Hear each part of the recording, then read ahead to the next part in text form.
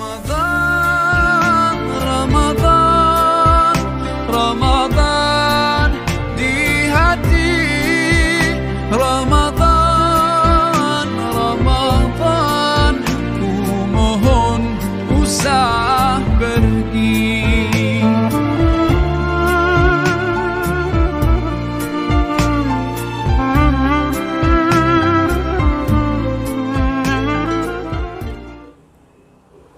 Bismillahirrahmanirrahim. Assalamualaikum warahmatullahi wabarakatuh.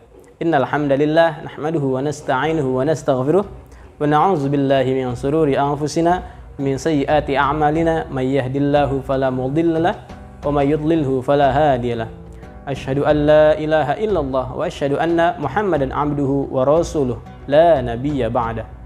Allahumma shalli ala sayidina Muhammad wa ala alihi wa sahbihi ajmain. Pertama-tama, yang paling utama, marilah kita ucapkan puji syukur kita kehadirat Ilahi Robbi, yang mana pada kesempatan Ramadan ini kita masih bisa menikmati keistimewaan menjalani puasa Ramadan di tahun ini dengan rasa syukur dan kegembiraan di dalam hati kita. Sholawat serta salam tak lupa juga kita panjatkan kepada baginda alam Nabi Muhammad sallallahu alaihi wasallam. Lalu Istri juga berpesan kepada teman-teman anak-anakku SIT Cordova 3 yang berbahagia. Mari kita doakan selalu guru-guru kita yang di sekolah maupun guru-guru kita yang lainnya, supaya Allah berikan kesehatan, supaya Allah berikan kemudahan atas segala urusannya, dan semoga guru-guru kita juga mampu memberikan hal-hal yang terbaik untuk ananda yang soleh dan soleha semuanya. Alhamdulillah, pada kesempatan Kultum Ramadan kali ini, untuk menemani anak-anakku SIT Cordova 3 berbuka puasa, kali ini Mister akan menyampaikan tentang sejarah kota Madinah.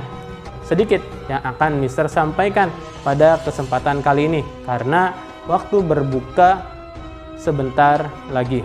Baik, teman-teman, sejarah kota Madinah adalah salah satu dari dua kota tersuci Islam, sehingga menjadikan kota ini tujuan utama bagi jutaan jamaah haji dan umroh. Kota Madinah berpusat di sekitar Masjid Nabawi yang dibangun sendiri oleh Nabi Muhammad Shallallahu Alaihi Wasallam.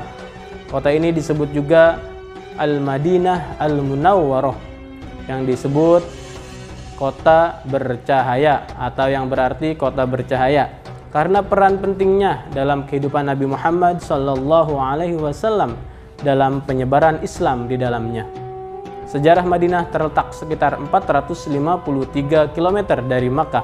Kota Madinah dikelilingi oleh bukit-bukit tandus dan pegunungan Hijaz dengan Gunung Uhud sebagai puncak tertinggi. Adapun sebelum bernama kota Madinah, kota ini lebih dikenal dengan Yathrib. Nah, pada tahun 622 Masehi, Nabi Muhammad SAW hijrah untuk berpindah dari Mekah dan menjadi tonggak baru sejarah Madinah. Di tahun yang sama, Nabi Muhammad SAW membuat piagam Madinah yang bernama Mistaq al-Madinah, yang mengatur kehidupan sosial, ekonomi, dan politik di kota itu. Dengan adanya konstitusi itu, penduduk Madinah yang berasal dari beberapa suku dan agama dapat hidup dengan adil dan harmonis. Kota Madinah pun menjadi ibu kota administrasi dari pusat pemerintahan Islam hingga pada 661 Masehi. Lalu pada 1517 Madinah berada dalam kawasan Turki Utsmani. Antara 1904 dan 1904 sampai 1908, orang-orang Turki membangun rel kereta api Hijaz ke Madinah dari Damaskus dalam upaya memperkuat dan memastikan kontrol Turki Utsmani atas haji dan umroh. Kekuasaan Turki Utsmani berakhir pada 1912 setelah jatuh ke tangan Ibnu Saud. Nah, teman-teman, itulah sepenggal kisah tentang Madinah Al-Munawwarah. Lalu, di kota Madinah juga terdapat 3 situs penting yang menjadi saksi perjalanan Islam, yaitu Masjid Nabawi, Masjid Quba, dan Gunung Uhud. Masjid Nabawi merupakan tempat peristirahatan terakhir Nabi Muhammad SAW dan bisa menampung hingga 1 juta jamaah. Nah, Masjid Nabawi ini menjadi bangunan pertama yang ada atau mempunyai lampu listrik yang dipasang pada 1909. Sementara yang kedua adalah Masjid Quba, merupakan masjid pertama yang dibangun oleh Nabi Muhammad SAW dalam perjalanan menuju Madinah. Saat itu Nabi Muhammad SAW beserta para pengikutnya berhenti di desa yang bernama Quba. Lalu di sana Nabi Muhammad meletakkan batu pondasi pertamanya untuk membangun masjid. Lalu diberi nama dengan Masjid Quba karena mengambil nama dari nama tempat tersebut. Lalu Gunung Uhud merupakan medan peperangan umat Islam yang dipimpin oleh Nabi Muhammad SAW untuk melawan pasukan dari Mekah. Gunung ini menjulang sekitar 1077 meter dan dapat didaki untuk mengamati medan peperangan pasukan Muslim. Lalu di dekatnya adalah pemakaman pasukan Muslim yang gugur dalam perang Uhud. Gunung ini berada di timur laut pusat kota Madinah. Nah, itulah teman-teman sepenggal kisah sejarah kota Madinah, di mana kota Madinah ini istimewa karena di dalamnya ada Nabi Muhammad SAW yang sama-sama kita muliakan, yang sama-sama di dalamnya kita mengharapkan syafaat dari Nabi Muhammad SAW. Untuk mendapatkan syafaat dari Nabi Muhammad, maka kita harus melakukan contoh-contoh suri tauladan yang baik yang telah dicontohkan oleh Nabi Muhammad. Sebab Nabi Muhammad ketika turun ke muka bumi ini, yang pertama adalah untuk menyempurnakan akhlak. Innama bu'istu liutammima makarimal akhlak.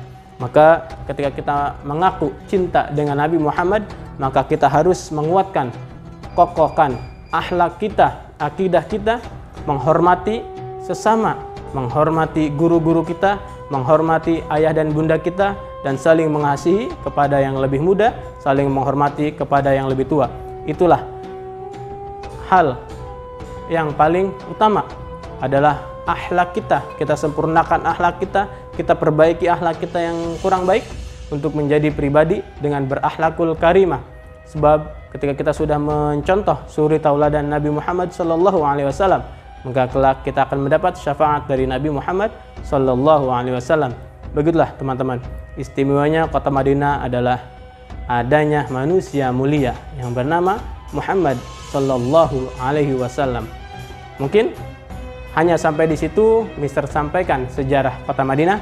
Selanjutnya akan Mister sampaikan apa itu Masjid Nabawi, Masjid Quba, dan Gunung Uhud.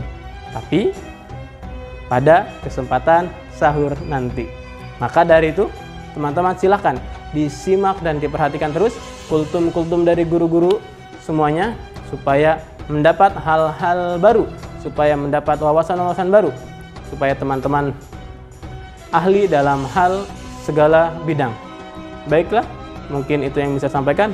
Akhirul kalam, wal'afu minkum. Apabila ada kesalahan dari Mister, dan apabila ada kata-kata yang benar, itu datangnya dari Allah Subhanahu wa Ta'ala. Assalamualaikum warahmatullahi wabarakatuh.